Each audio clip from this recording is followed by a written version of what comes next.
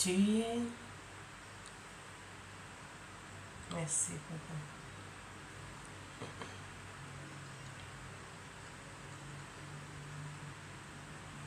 Tu es mon ami,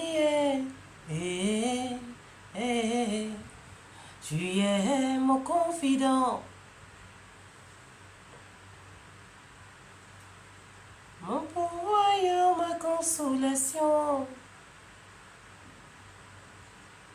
L'encre dans mes veines, c'est toi. Tu es celui dont j'ai besoin. Jésus, tu es tout pour moi. Tu es celui dont j'ai besoin. Jésus, tu es tout pour moi. Mon ami, mon ami,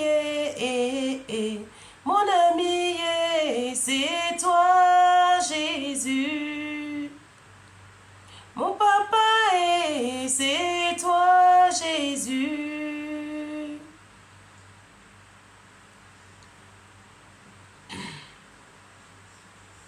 Le libérateur de tous les opprimés. Tu es la solution à toutes mes équations. Les gens me demandent, mais pourquoi tu pries comme ça? Les gens me demandent, mais pourquoi tu chantes comme ça? Tu es mon ami, tu es mon confident, mon pourvoyeur, ma consolation. L'encre dans mes veines, c'est toi. Tu es celui dont j'ai besoin. Jésus, tu es tout pour moi. Tu es celui dont j'ai besoin. Jésus, tu es tout pour moi. Mon ami, mon ami, mon ami, c'est toi, Jésus. Mon papa, c'est toi, Jésus. Le bonheur de tous les opprimés, ma consolation. Tu es la solution à toutes nos équations, ma consolation. Tu es tout pour nous, Jésus. Tu es notre meilleur ami. Tu es un ami fidèle. Notre consolation dans toutes nos équations, dans tout ce que nous pouvons vivre. Tu es notre consolation, Jésus. Soyons bénis encore de cet instant. C'est merveilleux, ce beau temps. À se priver d'un sommeil doux et rester connecté à notre Dieu, c'est tout un privilège. Tout un privilège pour toi et moi d'être à cette heure assis pour glorifier notre roi, glorifier celui-là même par qui nous avons le souffle, nous avons la vie. C'est un privilège. Que toute la gloire revienne à notre Seigneur.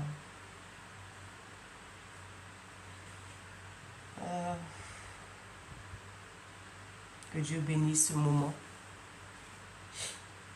Que Dieu bénisse sa parole.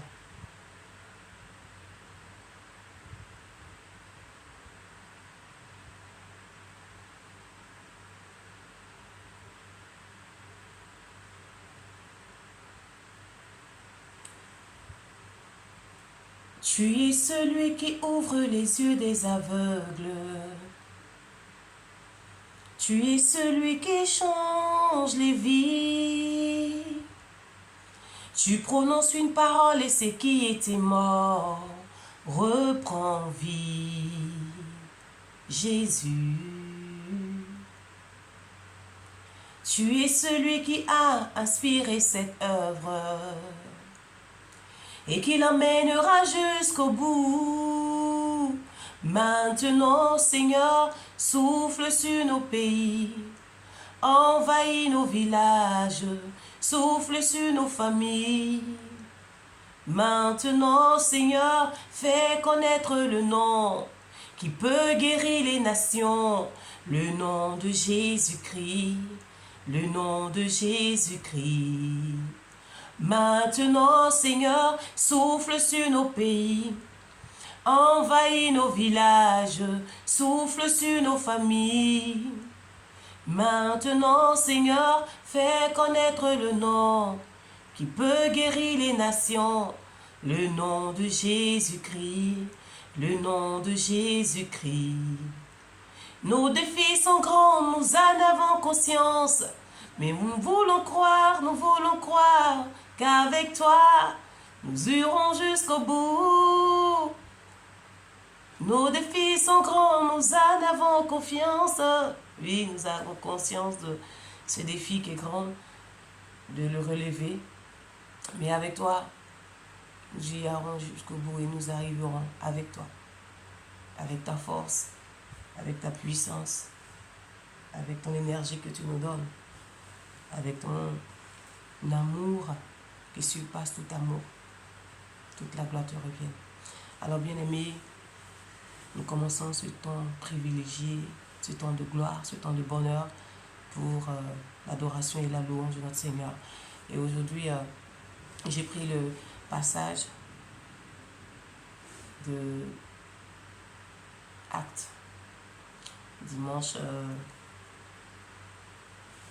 l'église, notre maman disait comme ça que c'est un temps spirituel. Et le Seigneur a mis à mon cœur ce soir d'apporter un cantique à ce passage qui est Acte 2. Nous allons dans le livre de Acte 2. Et les cantiques, c'est tous les versets. C'est tout, c'est du premier jusqu'au dernier. Et oui, ça parle de l'Esprit Saint.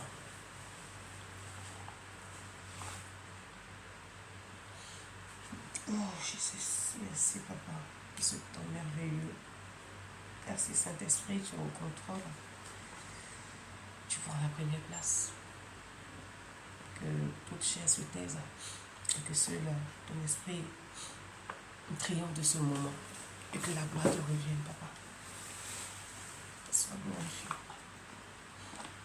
Alors nous commençons.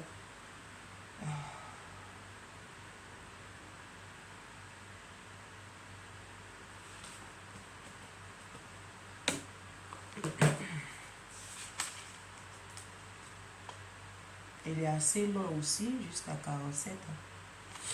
Ok.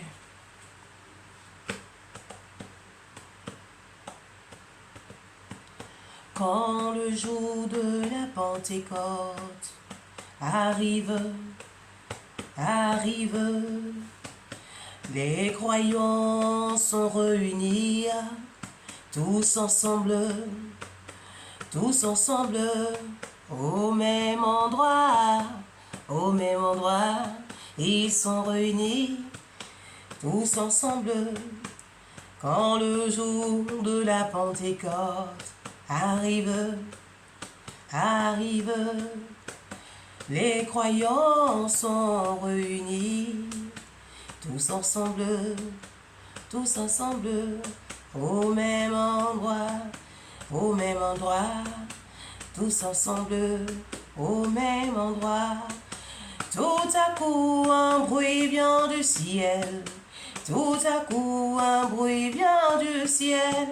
c'est comme le souffle d'un vent violent, Le bruit remplit toute la maison, où ils sont assis. Alors, ils voient apparaître des langues, comme des langues de feu, Elles se séparent et se posent sur chacun d'eux. Elles se séparent et se posent sur chacun d'eux. tous sont remplis de l'Esprit Saint. Tous sont remplis de l'Esprit Saint et ils se mettent à parler d'autres langues. Et ils se mettent à parler d'autres langues. C'est l'Esprit qui leur donne de faire cela. L'Esprit Saint leur donne de faire cela. Ils se mettent à parler d'autres langues. Oh, alléluia, alléluia, gloire à Dieu. Ah, alléluia, alléluia, gloire à Jésus. À Jérusalem, il y a des Juifs venus de partout dans le monde. Ils sont des gens fidèles à Dieu. Quand ils entendent ce bruit, ils se rassemblent en foule. Ils sont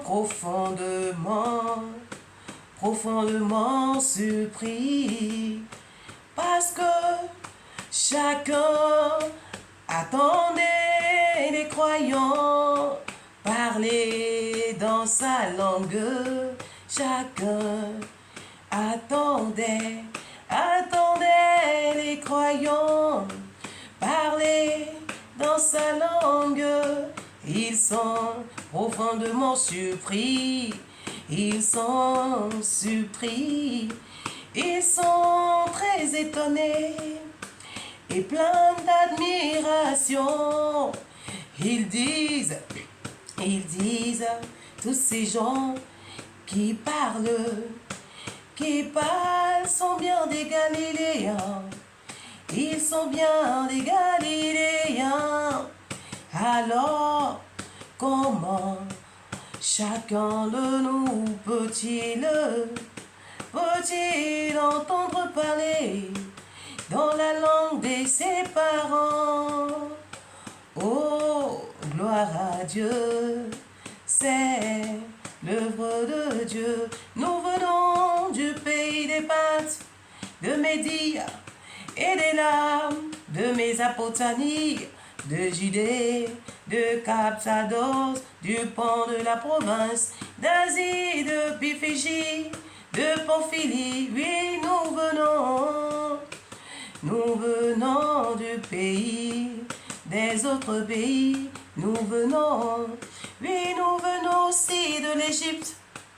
Nous venons aussi de l'Égypte, de la partie de la Libye, qui est près de Cyrène, de Rome, de Crète, d'Arabie.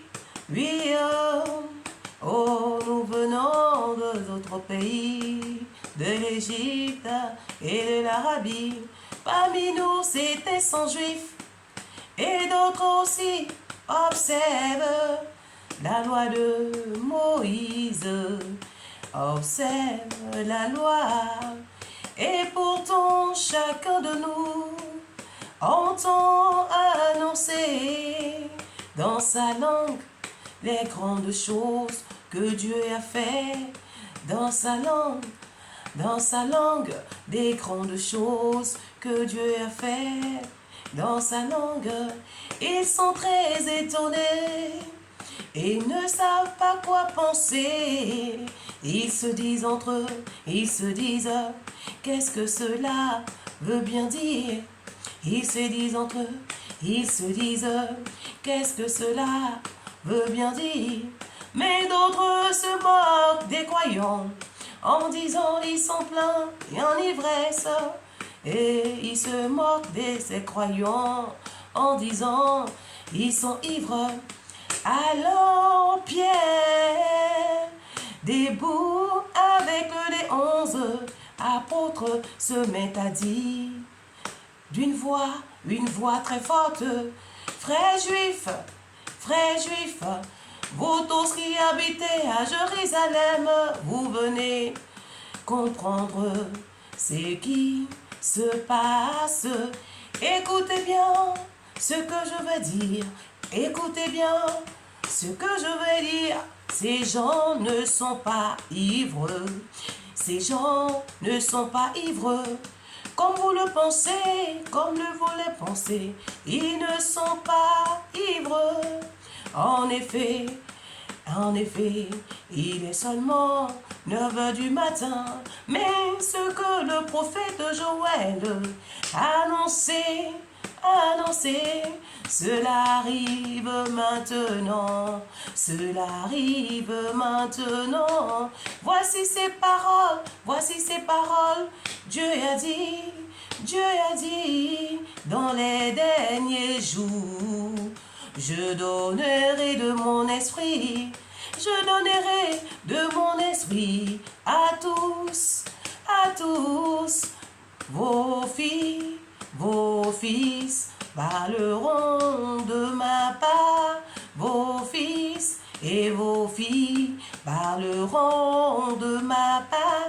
Je vois des choses, je ferai des choses nouvelles à vos jeunes gens, à vos jeunes gens.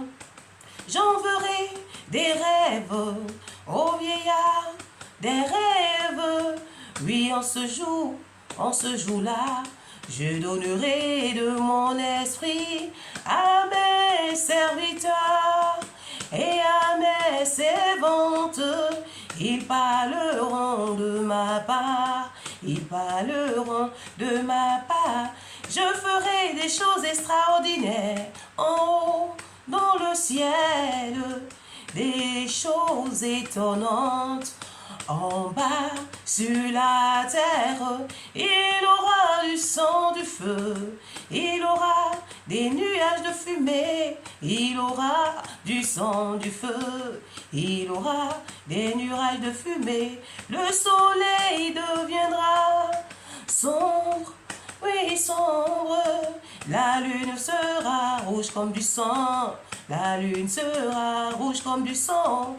Ensuite, le jour du Seigneur viendra, ce jour-là, grand et magnifique. Alors tous ceux qui feront appel au Seigneur, oh, ils feront appel au Seigneur, ils seront sauvés, ils seront sauvés, ils seront sauvés, ils seront sauvés. Alléluia, alléluia, ils seront sauvés, ils seront sauvés. Frère Israël, écoute ce que je veux dire. Dieu vous a montré qui était Jésus, Jésus de Nazareth. En effet, au milieu de vous, Dieu fait par Jésus des miracles, des choses extraordinaires, étonnantes. Et vous le savez bien, cet homme, où vous l'a livré, Dieu savait cela d'avance et l'avait décidé. Vous avez supprimé Jésus en le faisant clouer sur une croix par des gens qui ne connaissaient pas Dieu, par des gens qui ne connaissaient pas Dieu, mais Dieu l'a relevé en le délivrant des douleurs de la mort. En effet, la mort n'avait pas de pouvoir de le garder. Il n'avait pas de pouvoir de le garder. David a parlé de Jésus en disant: je voyais sans cesse le Seigneur devant moi. Sans cesse le Seigneur devant moi. Oui, quand il est près de moi, je ne tombe pas. Alors mon cœur se réjouit et ma bouche chante de joie. Et même dans la tombe, mon corps repose plein d'espérance. non, tu ne m'abandonneras pas. Dans le monde des morts, tu ne laisseras pas mon ami fidèle pourrir dans la tombe. Tu l'as montré les chemins qui conduisent à la vie. Tu me rempliras de joie par ta présence. Pierre ajoute, oui frère, je peux vous le dire très clairement, notre ancêtre David est mort, on l'enterrait, et sa tombe est encore chez nous. Mais David était prophète, il savait que Dieu avait fait ce serment, il le savait. Je mettrai et de tes enfants, je mettrai un de tes enfants sur ton siège royal. David David avait prévu que Christ allait se relever de la mort. Il avait prévu que le Christ allait se relever de la mort, se relever de la mort. En effet, il a dit, Dieu n'abandonnerait pas dans le monde des morts. Il n'abandonnerait pas dans le monde des morts. Et son corps ne pourrira pas. Lui ne pourrira pas dans la tombe. Oh, Dieu l'avait annoncé. Par David, il a annoncé. Ce Jésus, Dieu l'a relevé de la mort. Dieu l'a relevé. Dieu l'a relevé de la mort. Nous en sommes tous des témoins.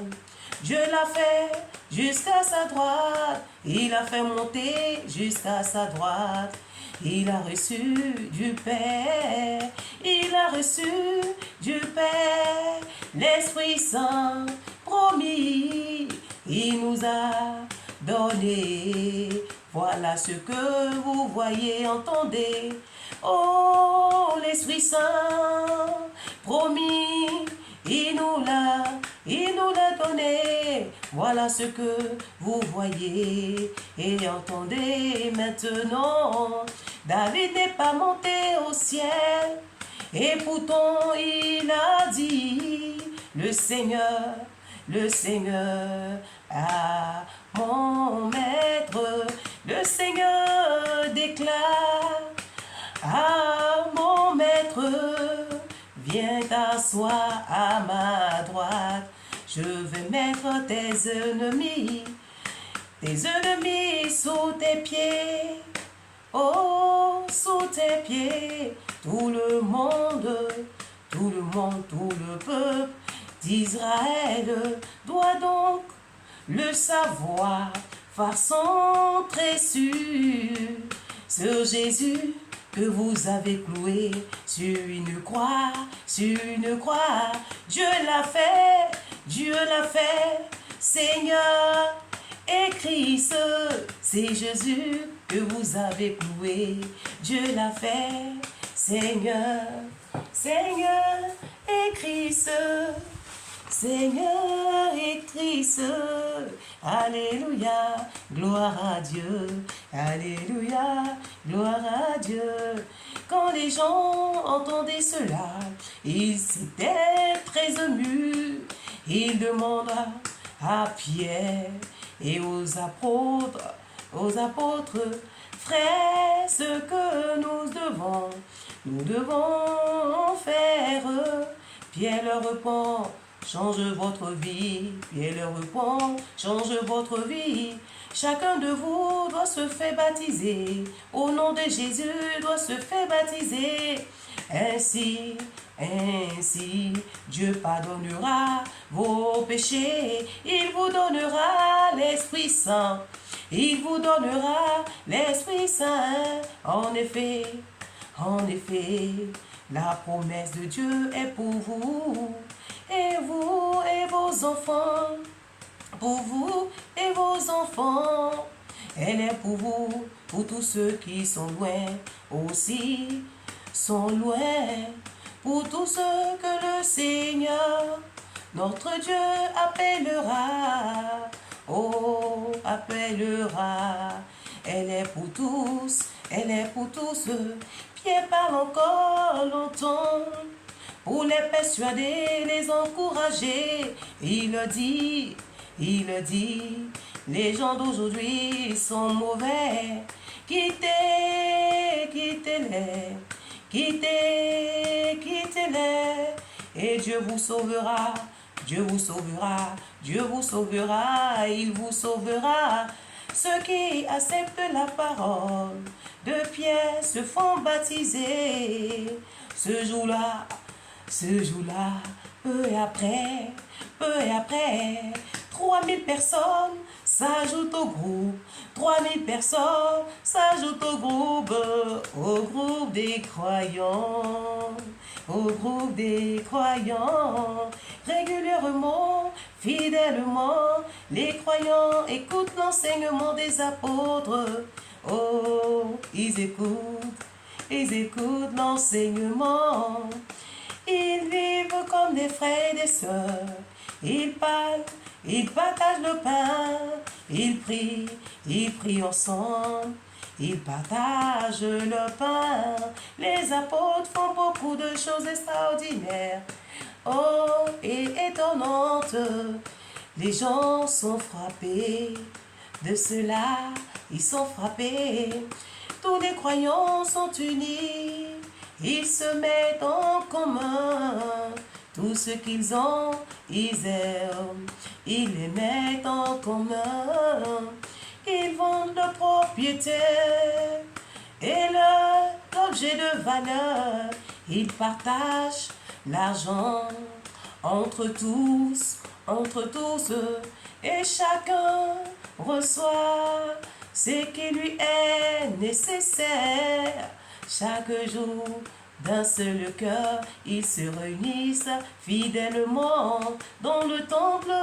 Ils partagent le pain dans leur maison. Ils partagent leur nourriture avec joie, avec un cœur simple. Ils partagent leur nourriture avec joie, avec un cœur simple.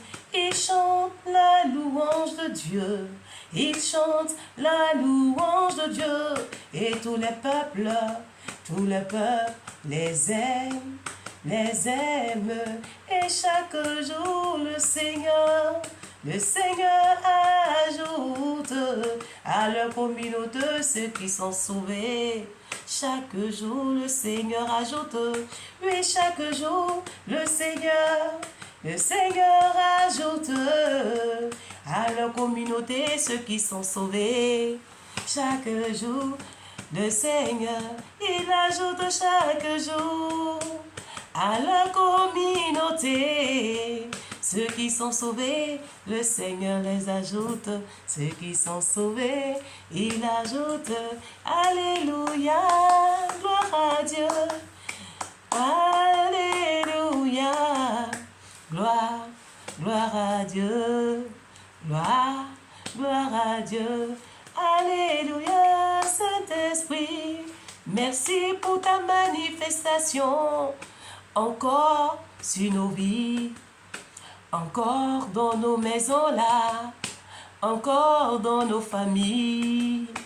Encore dans nos maisons. Oui, Saint-Esprit. Merci pour ta manifestation au milieu de ton peuple. Que nous sommes, sois glorifié, sois magnifié, ô Saint-Esprit, oh, reçois la gloire, alléluia.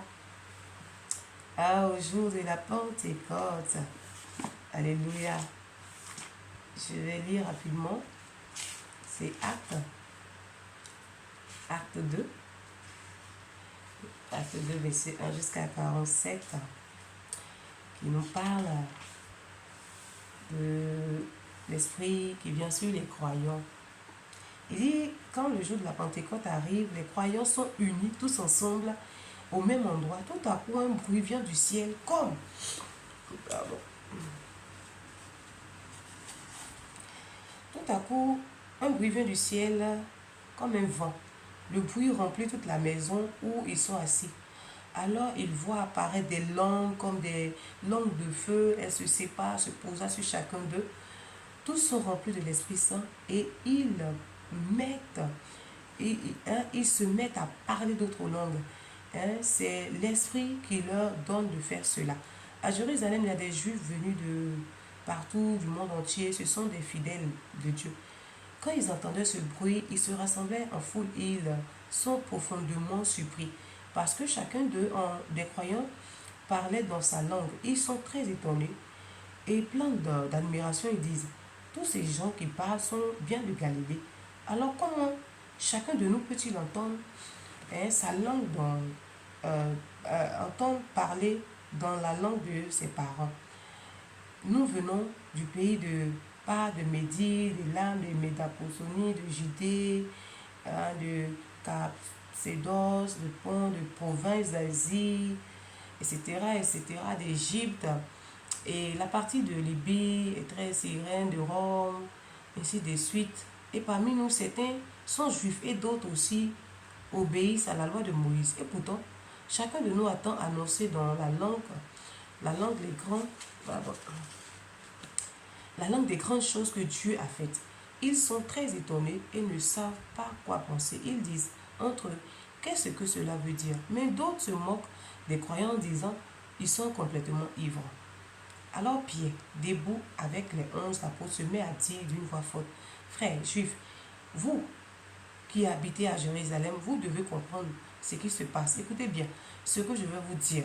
Ces gens ne sont pas ivres comme vous le pensez. En effet, il est seulement 9 heures du matin. Mais ce que le prophète Joël a annoncé, cela arrive maintenant. Voici ces paroles. Dieu dit, dans les derniers jours, je donnerai de mon esprit à tous. Vos filles et vos fils prophétiseront de ma part. Je ferai voir des choses extraordinaires des jeunes gens. J'enverrai des rêves et à vos vieillards.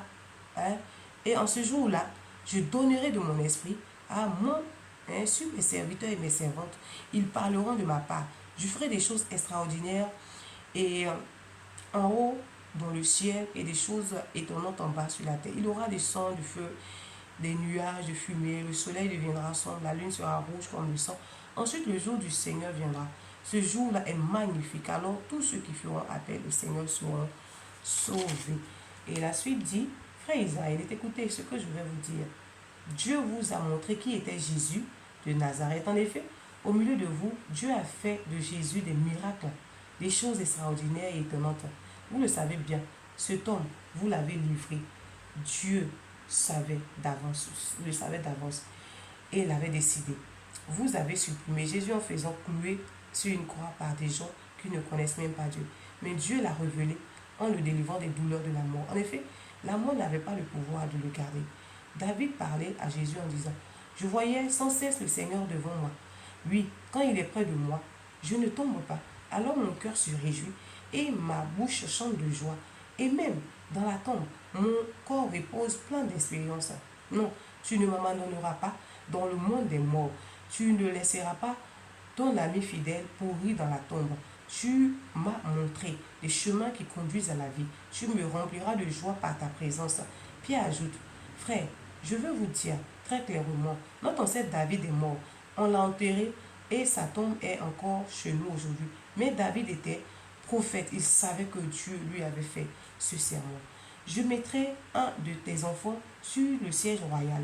David avait prévu que le Christ allait se relever de la mort. En effet, il a dit, Dieu n'abandonne pas dans le monde des morts, à son corps ne pourrit pas dans la tombe. Ce Jésus, Dieu l'a révélé de la mort. Nous en sommes tous témoins. Dieu l'a fait monter jusqu'à sa droite. Il a reçu du Père l'Esprit Saint promis. Il nous l'a donné. Voilà ce que vous voyez et entendez maintenant. David n'est pas monté au ciel et pourtant il a dit, le Seigneur déclare mon maître, viens t'asseoir à ma droite. Je vais mettre tes ennemis sous tes pieds. Oui, tout le peuple d'Israël doit donc savoir de façon très sûre, ce Jésus que vous avez cloué sur une croix, Dieu l'a fait Seigneur et Christ. Amen. Et quand les gens entendent cela, ils sont très émus et se demandent, et bien demandent à Pierre et aux apôtres, frères, qu'est-ce que nous devons faire? Pierre leur dit, changez de vie. Chacun de vous doit se faire baptiser au nom de Jésus. Ainsi, Dieu pardonnera vos péchés et il vous donnera l'Esprit Saint. En effet, la promesse de Dieu est pour vous tous et pour vos enfants. Elle est aussi pour tous ceux qui sont loin. Oui, pour ceux que le Seigneur, notre Dieu, appellera. Pierre parle encore longtemps pour les persuader et les encourager. Il leur dit, les gens d'aujourd'hui sont mauvais. Quittez-les et Dieu vous sauvera. Ceux qui acceptent la parole de Pierre se font baptiser.